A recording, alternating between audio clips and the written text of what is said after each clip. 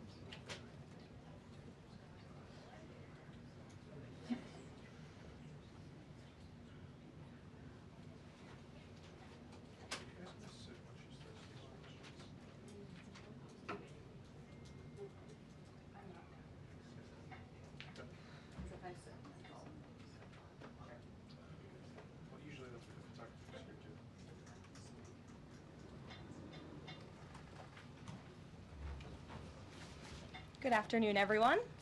Good afternoon. We have a lot of news today, and I have quite a few announcements for you, so let's get to it.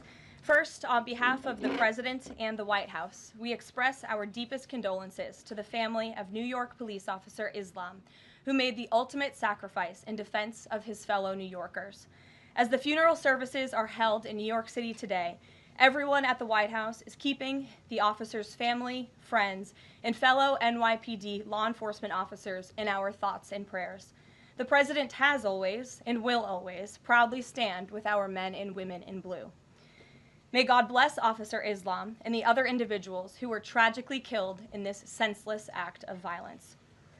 In other news, President Trump's working visit to Scotland was a huge success. In less than 48 hours, President Trump brokered the biggest, most impactful trade deal in history and prevented a war in Asia for the second time since he took office. We have never had a president who wields the full power of the United States to negotiate good deals for our country and its people like President Trump. This is what maximum leverage looks like. On the peace front, President Trump helped deliver an immediate and unconditional ceasefire between Thailand and Cambodia. The two countries were engaged in a deadly conflict that had displaced more than 300,000 people until President Trump stepped in to put an end to it.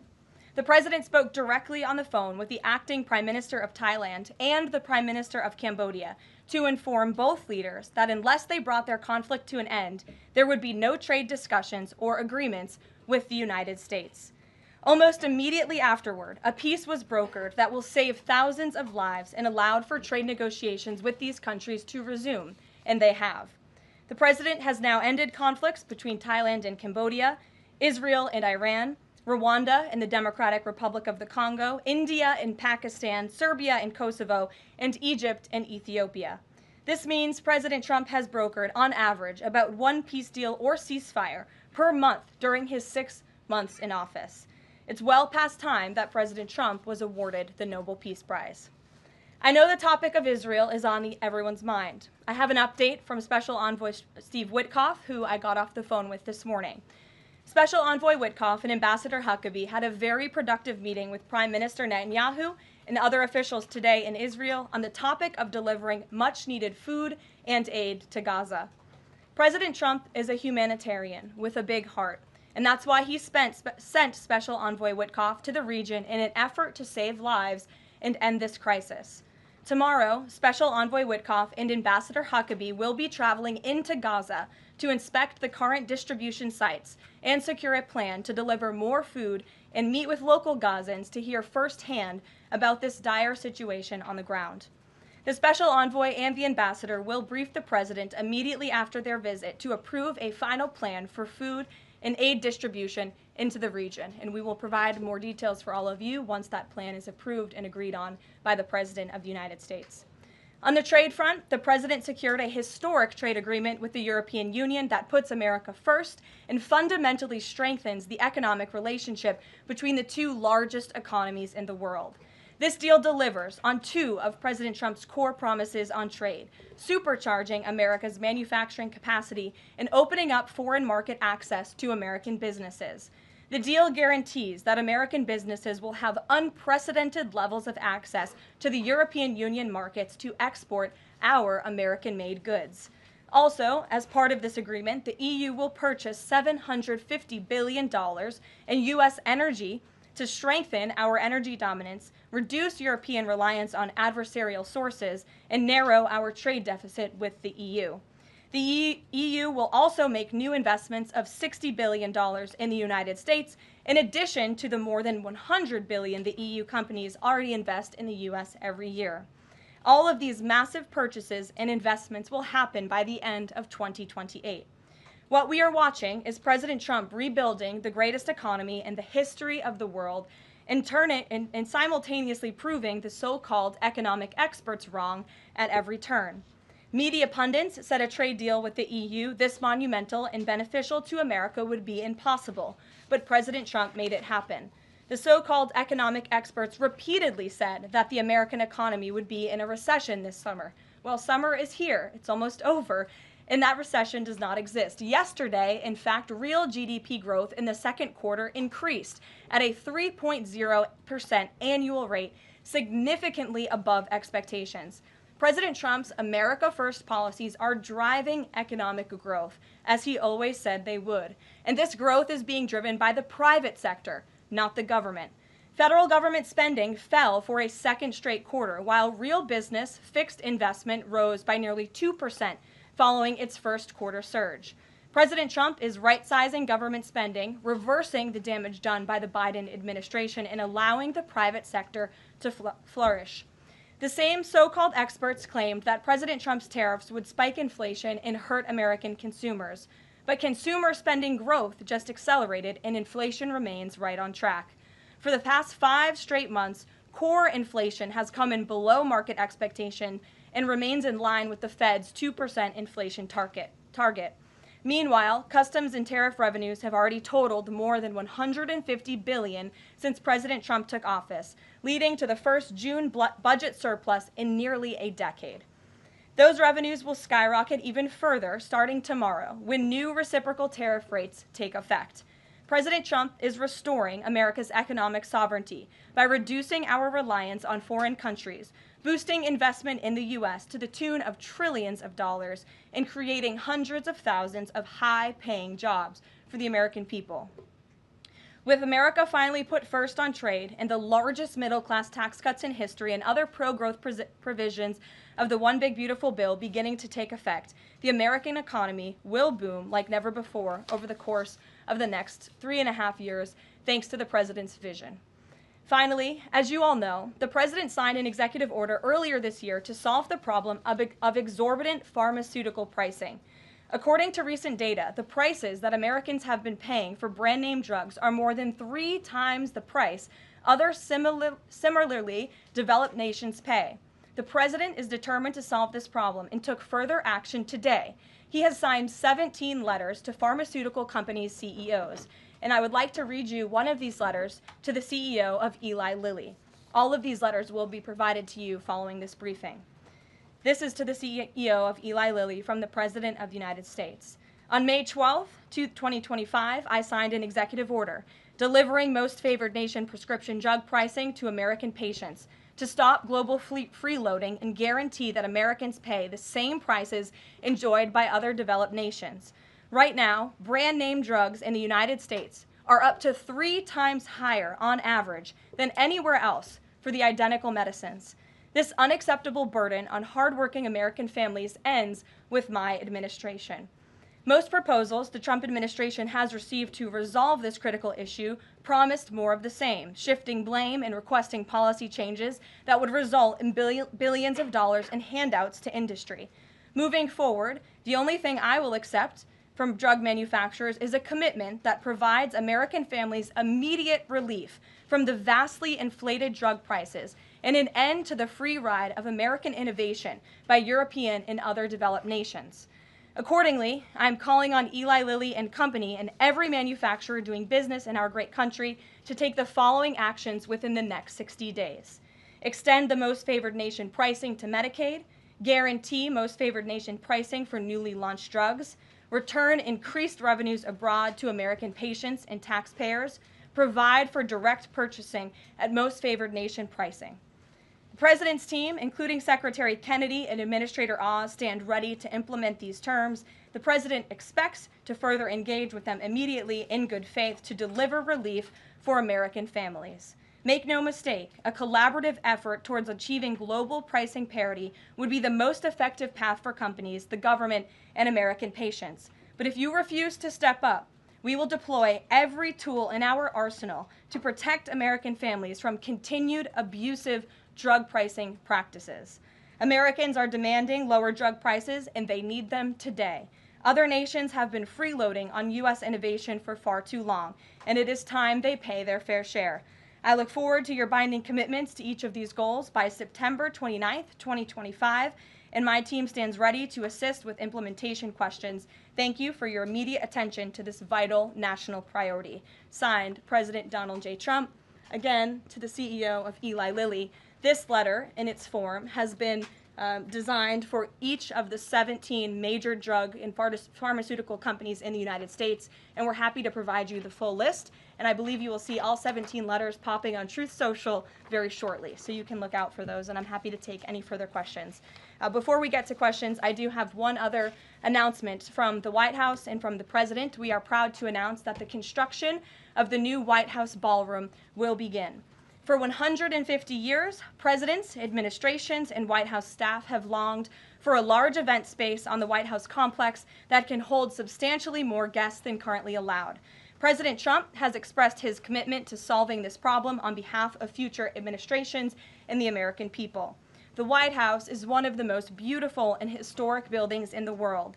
Yet the White House is currently unable to host major functions, honoring world leaders in other countries without having to install a large and unsightly tent approximately 100 yards away from the main building's entrance. The White House State Ballroom will be a much-needed and exquisite addition of approximately 90,000 total square feet of innately designed and carefully crafted space with a seated capacity of 650 people, which is a significant increase from the 200-person seated capacity in the East Room of the White House. In recent weeks, President Trump has held several meetings with members of the White House staff, the National Park Service, the White House Military Office, and the United States Secret Service to discuss design features and planning. President Trump has chosen McCreary Architects as the lead architect, which is well known for their classical architectural design and based right here in our nation's capital. The construction team will be headed by Clark Construction, and the engineering team will be led by AECOM. The project will begin in September 2025, and it is expected to be completed long before the end of President Trump's term. President Trump and other donors have generously committed to donating the funds necessary to build this approximately $200 million structure. The United States Secret Service will provide the necessary security enhancements and modifications.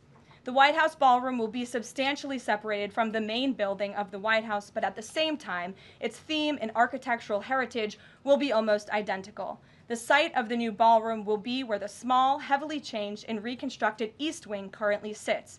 The East Wing was constructed in 1902 and has been renovated and changed many times, with a second story added in 1942. White House Chief of Staff Susie Wiles has provided the following statement.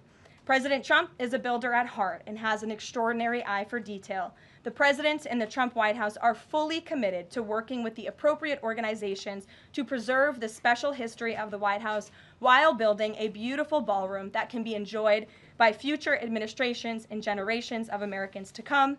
In the White House, we will continue to provide the American public and all of you in the press with updates on this project at whitehouse.gov/visit. And if you go there shortly, you will be able to see renderings and visuals of what this ballroom will look like, both the exterior and the interior. I have provided some photos for all of you in the room today. This is the interior of the ballroom space. It's quite beautiful. And then this is the exterior of the ballroom space. As you can see, it will come off of the executive mansion as it sits today, and the East Wing will be modernized and renovated. We're happy to answer any further questions on that, Jennifer. Since you're so eager, I will go to you, but first, as always, I want to start with our new media seat, Ben Weingarten. Why don't you go ahead, Ben? Thank you. In light of the release, the declassification of the annex to the Durham report today, beyond any potential prosecutions, the outcomes of which will likely be uncertain, what does the President believe justice for Russiagate ought to entail? Might it include restitution for those whose lives were upended as a consequence of Russiagate, and perhaps a major reorganization of the national security apparatus? Well, I think a major organization of the national security apparatus, at least here at the White House within the National Security Council, has indeed taken place, and the President entrusts his current CIA director, John Ratcliffe, and our ODNI director, Tulsi Gabbard, to make the necessary changes to ensure classified intelligence, especially that could implement or hurt the national security of our country, does not make its way into the hands of irresponsible actors who want to politicize that intelligence for their own end. Since you brought up the declassification report that was put out by Senator Grassley today, I'm glad you brought it up, because this should be a story every outlet in this room should be covering. This is further evidence that Hillary Clinton approved the Russia hoax against President Trump. Her campaign financed it. Again, she approved it. And the FBI and the CIA were both weaponized to, as our director of CIA has said, accelerate this hoax against then candidate and former President Trump. To answer the heart of your question, the President wants to see justice served, and he trusts the Attorney General and the Department of Justice to implement that justice and hold these people accountable. One more question, briefly, Sure. if I may, on a totally different topic. There's been legislation reintroduced in the House and Senate on designating the Muslim Brotherhood as a terrorist organization. The Muslim Brotherhood is considered by many to be the fountainhead of Sunni Islamic supremacism, from which Hamas and other groups have spawned, with a nexus to domestic organizations as well. Does the President support designating the Muslim Brotherhood as a terrorist organization? Frankly, I'm not sure, because I haven't talked to him, and I would never want to get ahead of the National Security Council on specific designations. It sounds like something this administration would support, but we can get a firm answer for you. How's that? Thank you. Thanks for being here. Jennifer, go ahead. Eager beaver today. How much of the East Wing will be torn down? The entire East Wing, or just parts of it? So the East Wing is going to be modernized. The necessary construction will take place, and for those who are housed in the East Wing, including the Office of the First Lady, the White House Military Office, the White House Visitors Offices, those offices will be temporarily relocated while the East Wing is being modernized.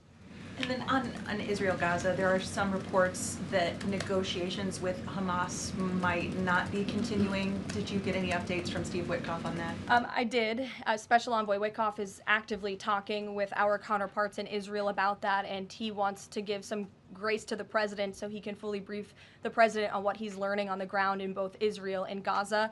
But the president put out a very strong statement on Truth Social this morning, which I'm sure you saw, and he said the quickest way to end this entire conflict, the humanitarian crisis that we've seen, and the crisis in Israel that of course started on October 7th when Hamas brutally kidnapped and raped innocent Israelis, that terrible terrorist attack, is for Hamas to surrender, to release all of the hostages, and to end this conflict. And that's what the president wants to see. He's made that very clear. But the special envoy will be in Gaza tomorrow, as I shared with you previously. Josh. Can you give us a little more clarity on the tariff timing? You said that the reciprocals will take effect tomorrow. Yes. Does that include the new auto rates, for instance, on Japan, Korea, the EU? Is this all coming effective tomorrow? So some of the countries you just mentioned, Japan, South Korea, they have bespoke trade deals that the president cut, which, just to backtrack for a second, Josh, we promised that the president would negotiate with countries all around the world to cut tailor-made trade deals depending on those countries' challenges, how badly they've ripped off the United States of America and our manufacturing industry and our workforce in the past. And he has done that. Of our 18 major trading partners, 2/3 of those trading partners have a deal. We've sent out 17 letters to countries around the world. And the rest of those countries that either do not have a deal or have a letter, they will be hearing from this administration by the midnight deadline tonight. So yes, tomorrow, August 1st, the reciprocal rates will be going into effect.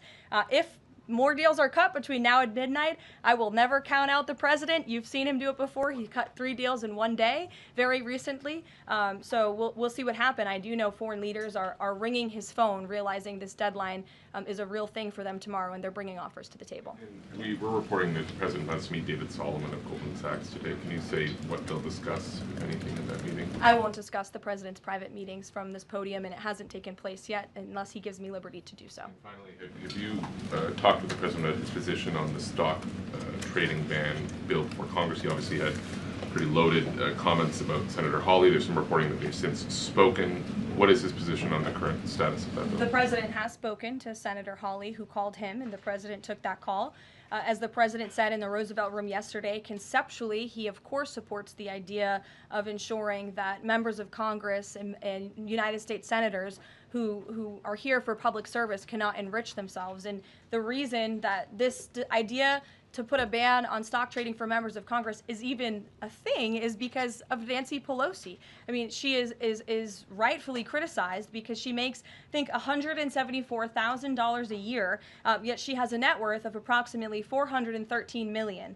In 2024, Nancy Pelosi's stock portfolio, this was a fascinating statistic to me, grew 70% in 1 year in 2024, and her portfolio outperformed every single large hedge fund in that same year, and even more than doubled the returns of Warren Buffett's Berkshire Hathaway. So I think the president stands with the American people on this. He doesn't want to see people like Nancy Pelosi enriching themselves off of public service and ripping off their constituents in the process. As for the mechanics of the legislation and how it will move forward, the White House continues to be in discussions with our friends on Capitol Hill.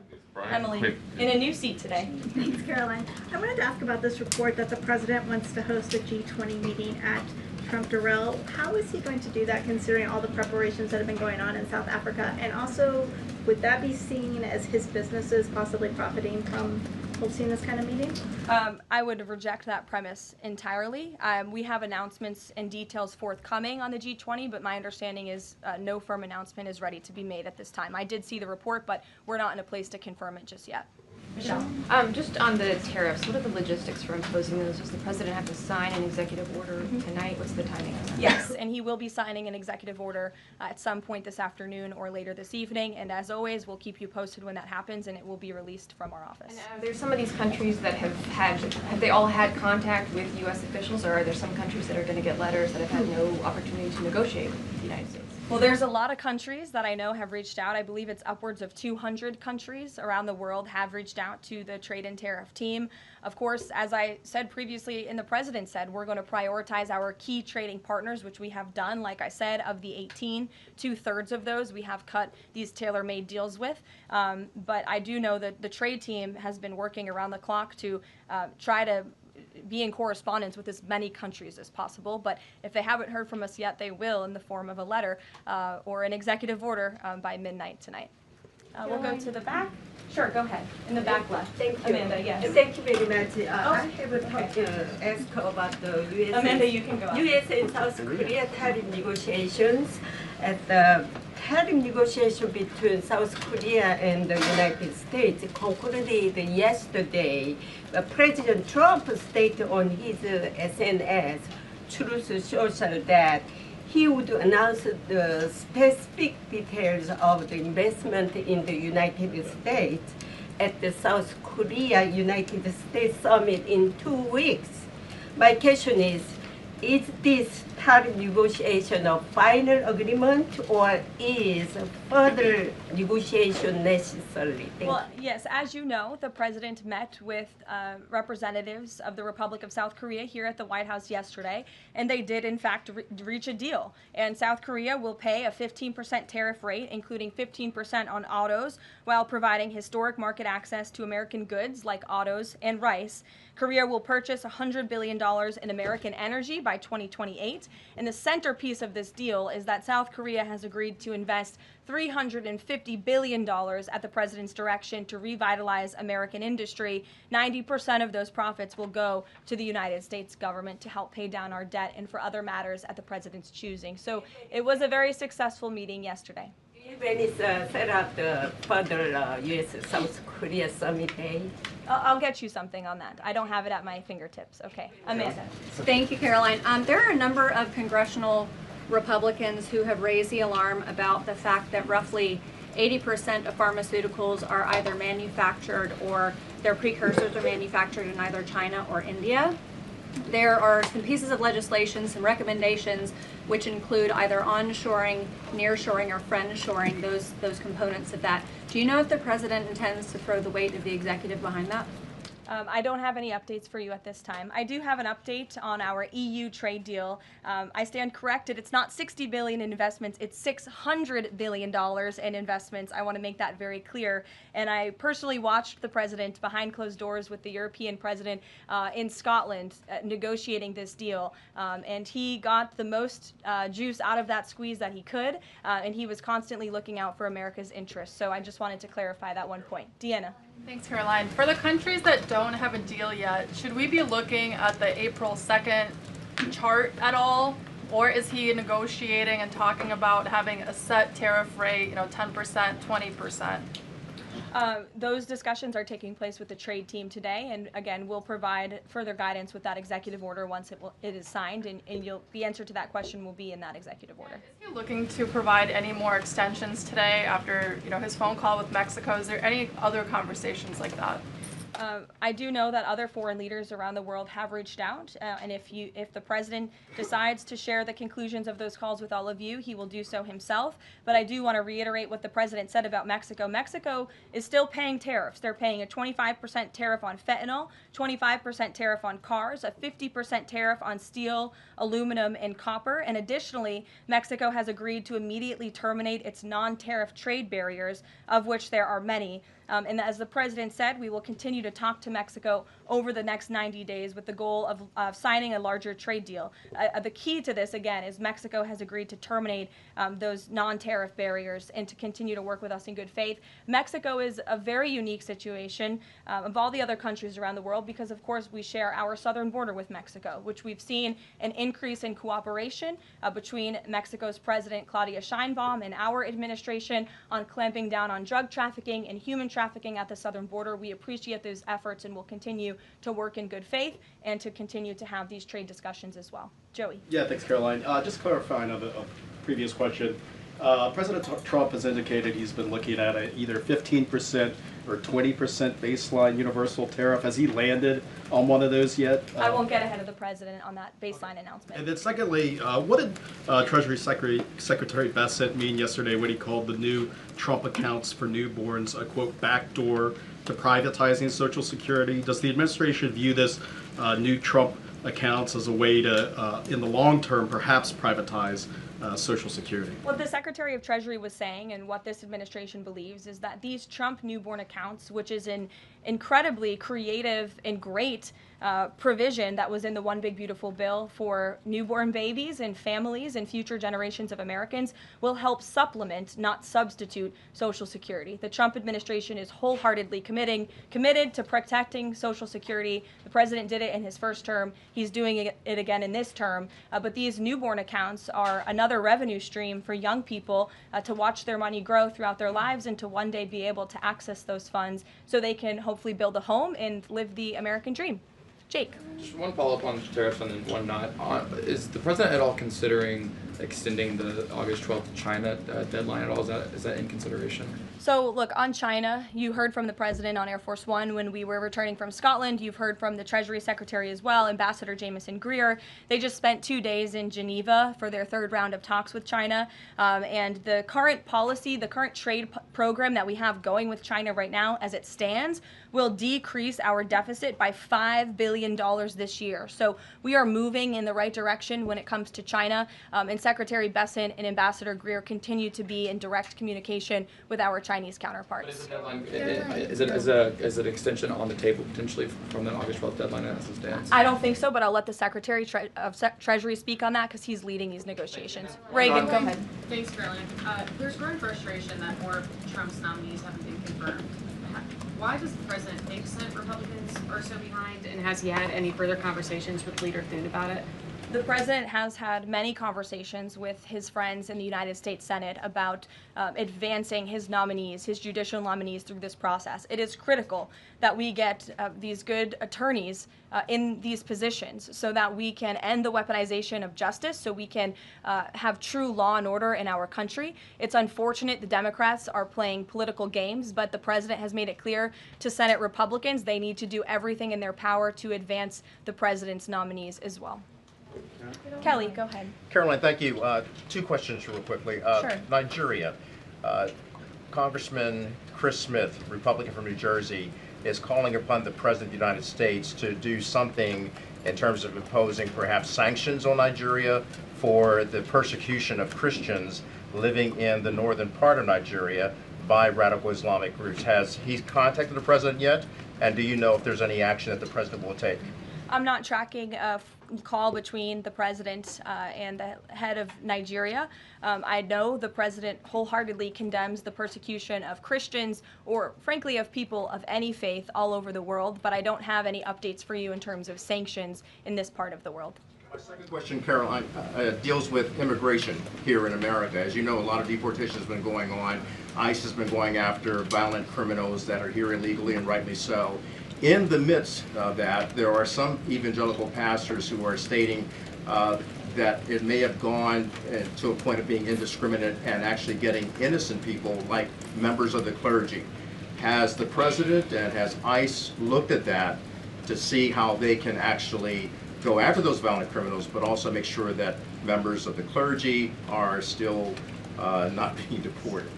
Well, look, the administration has always maintained the position that anyone who illegally crosses our nation's borders is subject to deportation. That's just the law of the land, and we must be a nation that enforces our laws. But the priority from ICE, of course, is to deport, detain, arrest, and remove violent illegal aliens and criminals from our country. And they have been doing that at the rate of thousands of illegal violent criminals every single week, especially in Democrat-run sanctuary cities where these illegal violent criminals have been given a safe haven and have essentially been immune from our nation's laws under the previous administration. That's not happening anymore because of this president and Secretary Noem in the Department of Homeland Security. And we are going to be a nation of laws. And as we've said repeatedly, if you came here illegally, you are subject to deportation. But the priority are those public safety threats that we must remove from our communities. Thank you so much, Caroline. Two questions. So what Hamas hardens its position and Israel provides aid. Do you have any new information on the hostages that need aid too? And second question, we heard President Trump criticize President Macron and Prime Minister Starmer for their statement about recognizing a Palestinian state. What is the president's position on recognizing a Palestinian state, and will he recognize Israeli sovereignty in Judea and Samaria? I can answer both of those questions for you. On the second question about a Palestinian state, the president expressed his displeasure and his disagreement with the leaders of France, the United Kingdom, and Canada. He feels as though that's rewarding Hamas at a time where Hamas is the true impediment to a ceasefire and to the release of all of the hostages. So to your first question, the president wants to see all of the hostages released. He cares deeply about this. He has met with many of the former hostages, many of the families of those who have loved ones who are still being held hostage in Gaza. I have met with them too. It is absolutely devastating what these poor people have been through, and the president is always thinking about them, and that's why he's designated his special envoy, Steve Witkoff, who's doing a tremendous job to release the hostages and to end this conflict. But the president has always said the last remaining hostages, now there are 20 living hostages in Gaza, will always be the hardest because Hamas is unfortunately using these innocent people as bargaining chips. But nevertheless, we are committed to seeing this come to an end. Elizabeth. Thanks, Caroline. Part of the settlement with Brown prohibits it from performing transgender procedures or prescribing hormone puberty blockers, that type of thing. Will eliminating these types of procedures be a priority for the Trump administration in negotiations with other universities? I can tell you that ending the chemical castration of children in our country is a priority of this administration. We've talked to many of these universities about it, but the president has also taken very strong action to cut off the funding for any medical institution in this country that provides those barbaric procedures. The Brown University agreement, since you brought it up, is yet another win to root out anti-Semitic behavior on our nation's college campuses and unlawful racial discrimination. Brown has agreed to no longer allow unlawful racial discrimination in admissions or university programming. They have agreed to provide access to all relevant data and information to rigorously assess compliance with its commitment to merit-based admissions, and they will pay $50 million over 10 years to state workforce development organizations that comply with anti-discrimination laws, supporting regional economic growth and career opportunities. Brown will also adopt the definitions of male and female from President Trump's executive order, defending women and gender ideology extremism for women's sports, programming, facilities, and housing. Brown will no longer perform gender reassignment surgeries on minors or prescribe them puberty blockers or cross-sex hormones. And Brown will take steps to improve the campus climate for Jewish students and combat anti-Semitism on their campus. This is yet another huge win for American students and for those who love our country and want to abide by our country's laws. On the topic of defending women from gender ideology extremism and helping women's sports, the president will be signing an executive order at 4 o'clock today with some very famous professional athletes whom I'm sure you all know. And that executive order will be focused on strengthening athletics in our country and making America healthy again. And we are going to re-implement the presidential fitness test in America's schools, which is, I think, something all Americans can get behind. So you'll hear from the president in 2 hours, and we will see you all there. Thank you.